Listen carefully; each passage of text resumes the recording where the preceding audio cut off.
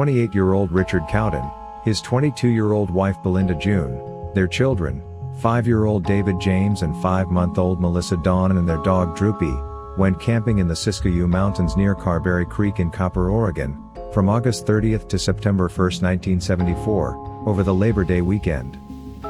7 months later, in April 1975, their bodies were discovered around 7 miles from their campsite in a bizarre scene.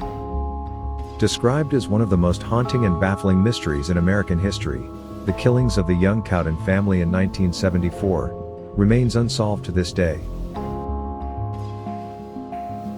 Richard Cowden worked as a logging truck driver in White City, Oregon, where he and his family lived.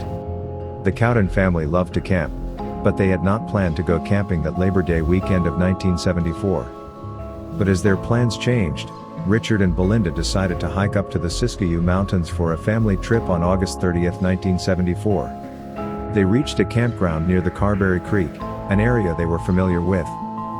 On the morning of September 1st at around 9 a.m., Richard along with his son, David, walked to the Copper General Store on foot. They visited the store to buy milk and some other essentials. After which, they left and walked back to their campsite. This was the last known sighting of the Cowden family.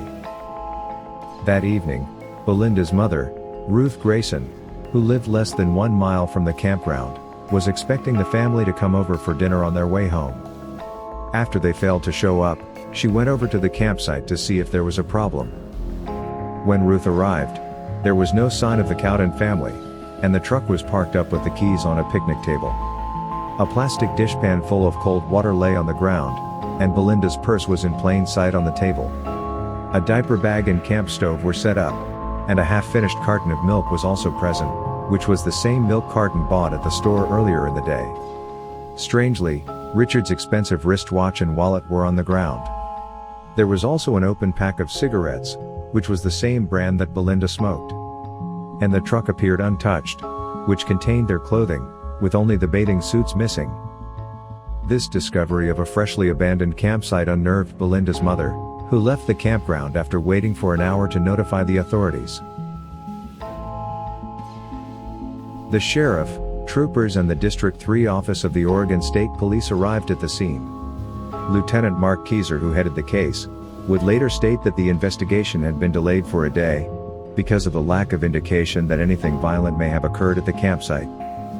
The following morning, the Cowdens' pet basset hound, Droopy, was found scratching at the front door of the Copper General Store. This raised suspicion that something terrible had happened to the family. The search investigation for the Cowden family was one of the largest in Oregon history, and included assistance from state and local police, numerous volunteers, Explorer Scouts, the United States Forest Service, and the Oregon National Guard. The U.S. Forest Service searched 25 miles of roads and trails surrounding the campsite, and helicopters and planes were flown over the area equipped with infrared photography, which would detect recently overturned dirt. Despite massive search efforts, law enforcement was unable to find any evidence of a crime. What happened to the Cowden family? The authorities were baffled. The Oregon State Police and Jackson County Police conducted interviews with over 150 individuals in their early investigation into the family's disappearance. A $2,000 reward was offered in exchange for any information regarding the family. Richard's sister even wrote a letter to the Medford Mail Tribune, pleading with the hunters in the region to come forward with any clues that they may find during their hunts. There was even a petition put forth by over 200 citizens, who requested the then Oregon State Senator, Mark Hatfield, to involve the FBI in the investigation of the Cowden family's disappearance. However, the request was denied on the basis that there was not enough evidence to suggest that the Cowdens had been kidnapped or met with foul play. For the next few months, no progress will be made regarding the Cowden family's disappearance. On April 12, 1975, 2 gold prospectors from Forest Grove, Oregon, were hiking through the woods near Carberry Creek, when they discovered the decomposing body of an adult male, tied to a tree on a steep hillside. In a small cave nearby, the bodies of an adult female, a child, and an infant were discovered. The bodies were positively identified as those of the Cowden family through their dental records. The bodies were found about 7 miles away from the family's campsite. The search for the Cowden family finally ended with this gruesome discovery. Autopsies revealed that Belinda and 5-year-old David had died as a result of .22 caliber gunshot wounds, and baby Melissa had died from severe head trauma. It was surmised by investigators that Belinda and their 2 children could have potentially been killed elsewhere, and subsequently concealed in the cave. Medical authorities were unable to determine the cause of Richard Cowden's death. Considering the possibility that Richard could have murdered his own family, detectives searched the area for a gun or other weapon.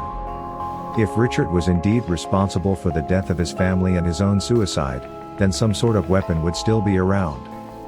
But no gun or weapon was ever found. Authorities began considering various scenarios to make sense of the carnage found at the cave near Carberry Creek. They believed that Richard and David returned to the camp after their trip to the store, and that the family went swimming in adjacent Carberry Creek later that morning. A short time later, probably before noon, the family was abducted at gunpoint, and most likely by someone they did not know. Lieutenant Keyser hypothesized that they were probably driven some distance away, forced up the steep slope where they were found, and at least 3 of them were shot. Interviews were conducted with numerous persons who were at the campground on September 1, 1974. One family from Los Angeles had arrived at the campground at 5 p.m. that day. While walking in the park that evening, they witnessed 2 men and a woman parked nearby in a pickup truck.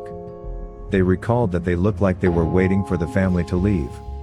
They said that the 2 men and the woman made them nervous, so the family left.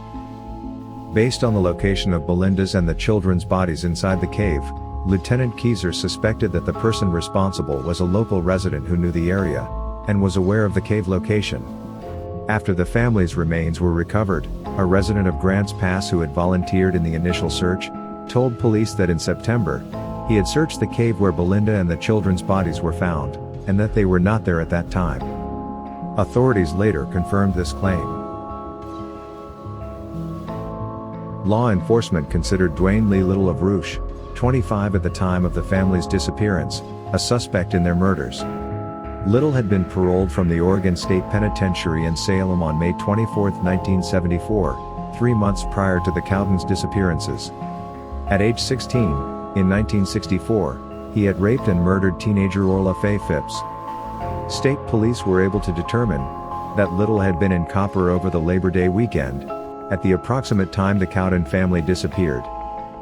Little's girlfriend at the time claimed to have seen him with a .22 caliber gun in December of 1974, and on January 12, 1975, his parole was revoked after she informed police of his possession of a firearm. Little was paroled again on April 26, 1977. On June 2, 1980, Little picked up a pregnant 23-year-old named Margie Hunter, whose car had broken down near Portland, and sexually assaulted and beat her. Hunter and her unborn child survived, and Little was charged and convicted of attempted homicide, and sentenced to 3 consecutive life sentences. He was never cooperative with mental health treatment, and refused to discuss any of the murders he was accused of. Police believed that the 2 men and woman in a truck reported by the Los Angeles family at the campground were in fact Little and his parents, as their truck matched the description provided by the family. Little and his parents denied any knowledge of the Cowdens' disappearances. However, a miner who owned a cabin nearby claimed that Little and his parents had stopped by on Monday, September 2, 1974, and signed a guest book he kept for visitors. Floyd Forsberg, an inmate who at one time shared a cell with Little, would later claim that Little confessed to the Cowdens' murders. But despite the abundant circumstantial evidence, Little has never been charged with the murders of the Cowden family. Over 4 decades on, the facts behind the Cowdens' murders remain unknown. Foul play for certain. But was it Dwayne Little, or someone else? If you have any thoughts or information you'd like to share about the Cowden family's case, leave a comment below. Thank you for watching, and we hope you found our video interesting. Like, comment and subscribe for more fascinating unsolved mysteries.